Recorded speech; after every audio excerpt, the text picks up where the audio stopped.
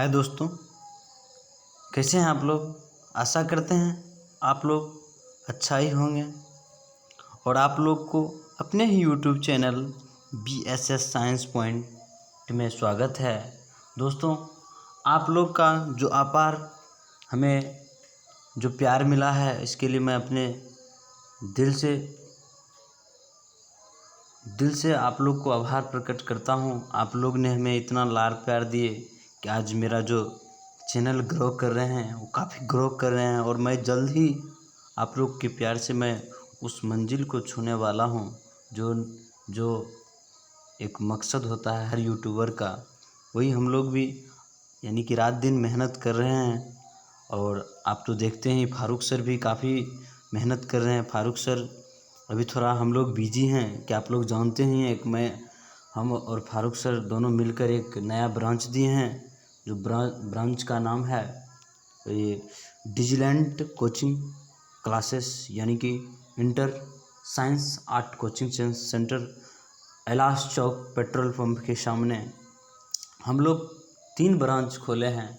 First branch मुजोना, जिस branch का नाम है BSS साइंस पॉइंट, और सेकेंड ब्रांच हरिपुर में है, हाई स्कूल से यानी कि हाई स्कूल से 100 या 200 मीटर आगे। उसके बाद आपका थर्ड ब्रांच हो गया कैलाश चौक, जो पेट्रोल पंप के सामने है। आप लोग चाहे जो भी स्टूडेंट हो, अगर हमारे आसपास का जो भी स्टूडेंट हो आवे और हमारे कोई भी संस्था से संपर्क करे, या नया जो ब्रांच ओपन किए हम लोग कैलाश चौक पर, वहाँ आवे और हमारे फारूक सर से मिले। और उस कोचिंग का नाम है diligent coaching classes and art and science coaching center. Okay. और इस लगभग इस क्षेत्र में अच्छा नंबर देने वाले कोचिंग संस्था कहा जाए। अब की बार भी 2020 का जो रिज़ल्ट था काफ़ी बेहतर रिज़ल्ट दिए, यानी कि लगभग 437 नंबर सोनी कुमारी। उसके बाद क्या कहता मशीना खातून जो था वो भी लड़की, यानी 400 के लगभग नंबर था। तो चलिए, वो तो आप लोग जानते ही हैं, आप लोग परिचित हैं ही। मैं अब अपना क्वेश्चन की ओर चलता हूँ। क्वेश्चन देखिए, आज मैं क्लास 12th का जो है हिंदी 100 मार्क्स को लेकर आया हूँ। आप लोग ध्यान से देखें। जैसे देखिए क्वेश्चन है, बातचीत शीर्षक के रचनाकार कौन है। बातचीत, जिसमें व्हाट आर्ट ऑफ कन्वर्सेशन की जो चर्चा है, बातचीत की जो कला है, उसी में क्वेश्चन है बातचीत शीर्षक के रचनाकार है। बातचीत का रचनाकार तो आप लोग भली भांति जानते होंगे, बातचीत ना बालकृष्ण भट्ट। बातचीत बालकृष्ण भट्ट ना। जगदीश चंद्र माथुर तो नहीं होगा ना, जगदीश चंद्र रामचंद्र शुक्ल नहीं होगा, शमशेर बहादुर सिंह ने क्या होगा। बातचीत शीर्षक के रचनाकार कौन होगा, बालकृष्ण भट्ट। उषा शीर्षक कविता के रचयिता कौन है। देखिए, उषा शीर्षक की जो कविता है वो है, उसका रचयिता है शमशेर बहादुर सिंह। कौन है, शमशेर बहादुर सिंह।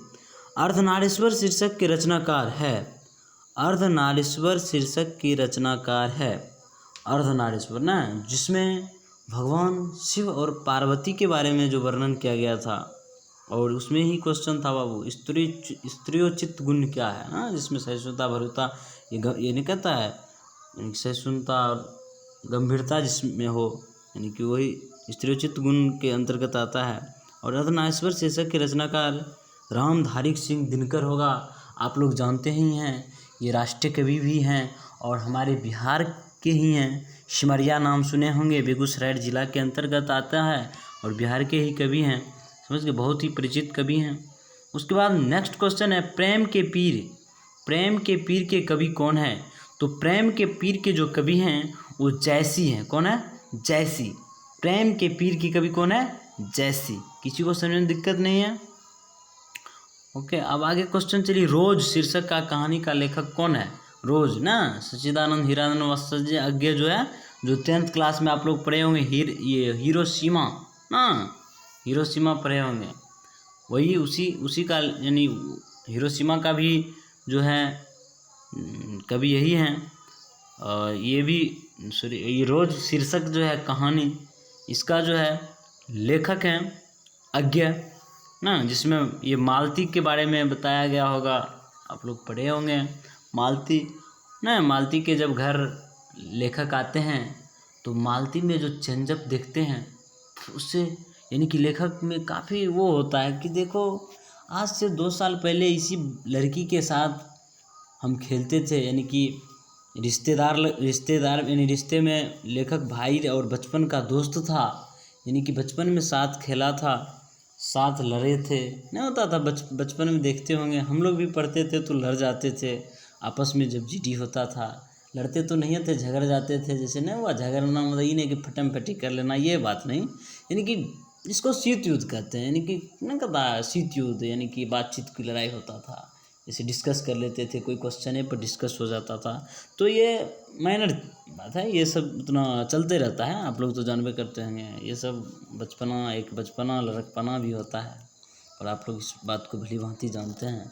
तो हम लोग भी कभी कभी क्लास में लड़कियाँ से लड़ जाते थे, उतना नहीं, वही बातचीत के दरमियान कि ये क्वेश्चन नहीं होगा, ये क्वेश्चन होगा।